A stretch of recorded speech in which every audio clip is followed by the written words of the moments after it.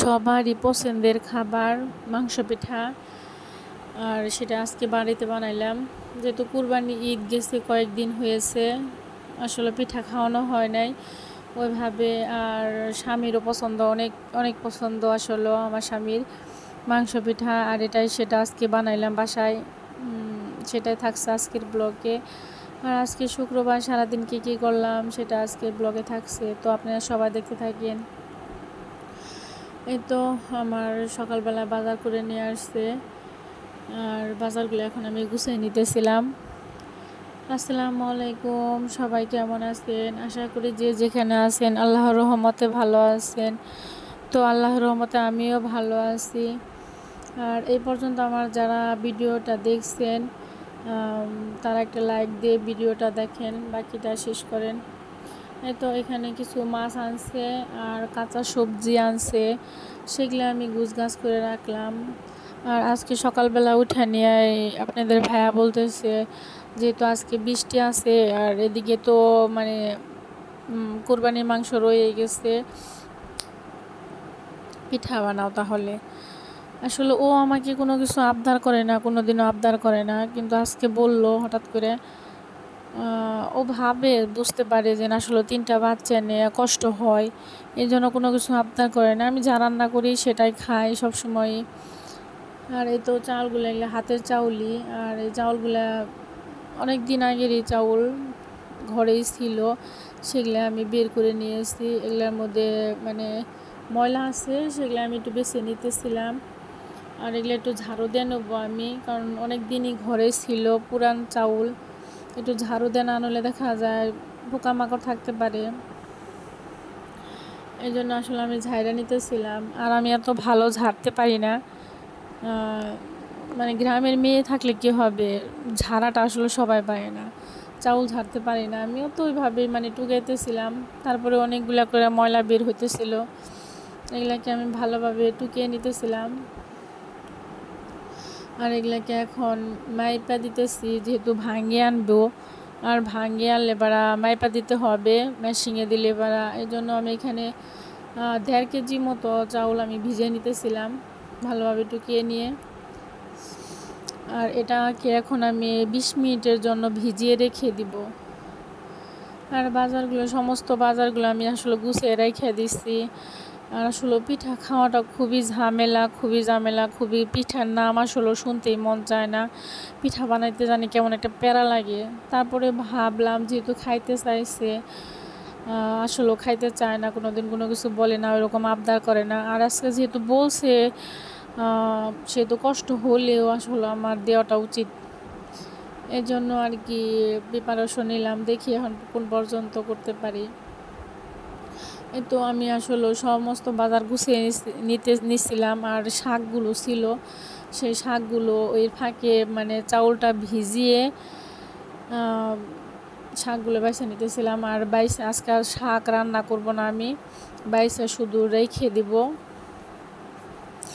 আর বাহিরে প্রচণ্ড বৃষ্টি হচ্ছে, আর বৃষ্টি এর জন্যই মানে চুলার পাড়ে থাকা যাবে লং টাইম, এই জন্যই মানে সাহস পেয়েছি আমি যে না আজকে বানাইতে পারবো, কষ্ট হবে না, যেহেতু ঠান্ডা আছে লং টাইম আর কি। এগুলো তো আসলে লং প্রসেস, যারা বানায় তাদের সমস্যা হয় না, কিন্তু আমরা আসলে বেশি বানাই না, এত অভিজ্ঞতা নাই।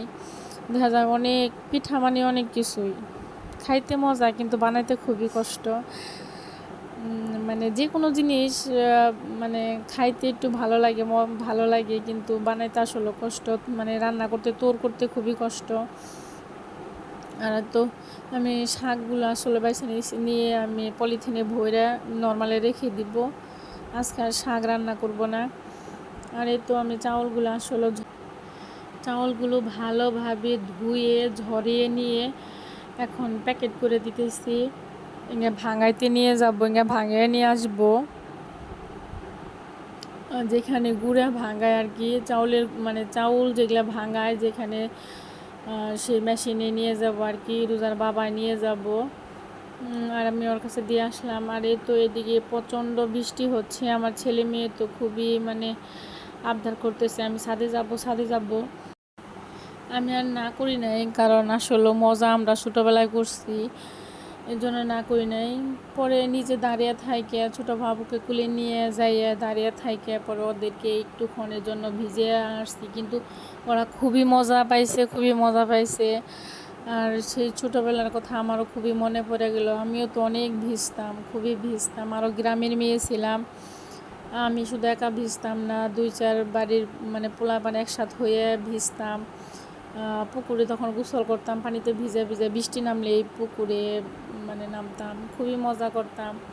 তো এখন মন চাইলেও আসলে করতে পারি না, ছোটো বাচ্চা আসলে ভিজতে পারি না। আর ছোটো বাবুকে নিয়ে যাই, মানে ওকে কোলে করে নিয়ে যাই, ওরা ভিজতেছিল আর আমি ভিডিও করতেছিলাম। ওরা গোসল আসল করছে, গোসল করে আমি নিয়ে আসছি, ওদের নিচে নিয়ে এসে মুসাই টুসাই দিয়ে রেখে আসছি। আর তো এদিকে দেখি রোজার আব্বুই নিয়ে আসছে, আটা ভাঙিয়ে নিয়ে আসছে, আর আমি এর ফাঁকে অনেক কাজই করে নিয়েছি। মাংসগুলাকে করে সিদ্ধ করে সেগুলা ব্লেন্ডার করে নিয়েছি, আর এই মাংসগুলো আসলে এখন ভেজে নিতেছি। মানে তো গুঁড়াগুলো আমি ঢেলে নিতেছি। আর মাংস, আর আমার চুলাটা খুবই সমস্যা, চুলায় এত জাল কম। আজকে আরও বৃষ্টির দিন, দেখা যাইতেছে ঘ্যাসই উঠতেছে না, একদম অল্প অল্প ঘ্যাস উঠতেছে। আর তো আমি ঢেলে নিলাম চাউলের গুঁড়া, যেটাকে বলে চাউলের গুঁড়া, হাতের, একদম ফ্রেশ, কোনো ঝামেলা নাই। আর তো এদিকে আমি মাংসগুলা ভেজে নিতেছিলাম, আর আস্তে আস্তে হচ্ছিল, খুবই আস্তে আস্তে হচ্ছিল। আর আজকের দিনটা আসলে খুবই ব্যস্ত গেছে, এত ব্যস্ত গেছে। ছোট বাবু কে শুধু ওর বাবায় রাখছে, আর তো এখনও সেই বৃষ্টি আছে, বৃষ্টি পড়তেছে, অনেক বৃষ্টি হচ্ছে আমাদের এদিকে, আজকে অনেক বৃষ্টি হচ্ছে, মানে লং টাইম ভইরা বৃষ্টি হইতেছে।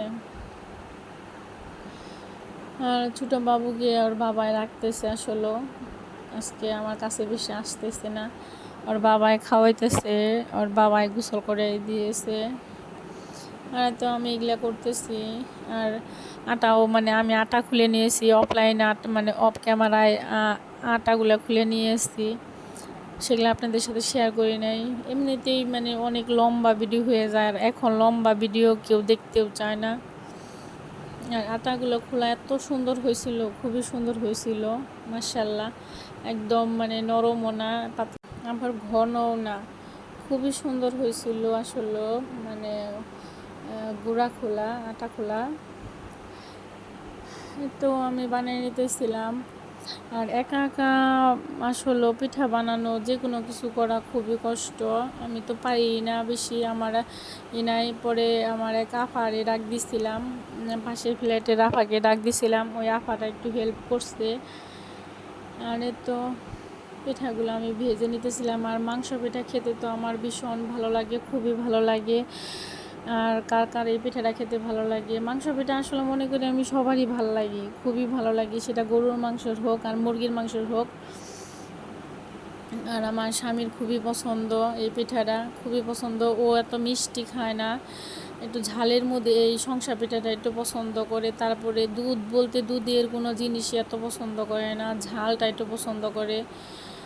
আর তো আমি পিঠাগুলো অর্ধেক বানাইতেছিলাম, আর আপা একটু বানাইতে দিয়ে মানে বানিয়ে দিয়েতে আছে, আর আমি এদিকে ভাজা নিতেছিলাম, কারণ না ভাজলেও অনেকগুলো পিঠা ফেটে যাবে, এই জন্য আমি ভেজে নিতেছিলাম। অনেকগুলো পিঠা আমি ভেজে নিয়েছি। তো সবাই ভালো থাকবেন, আল্লাহ হাফেজ।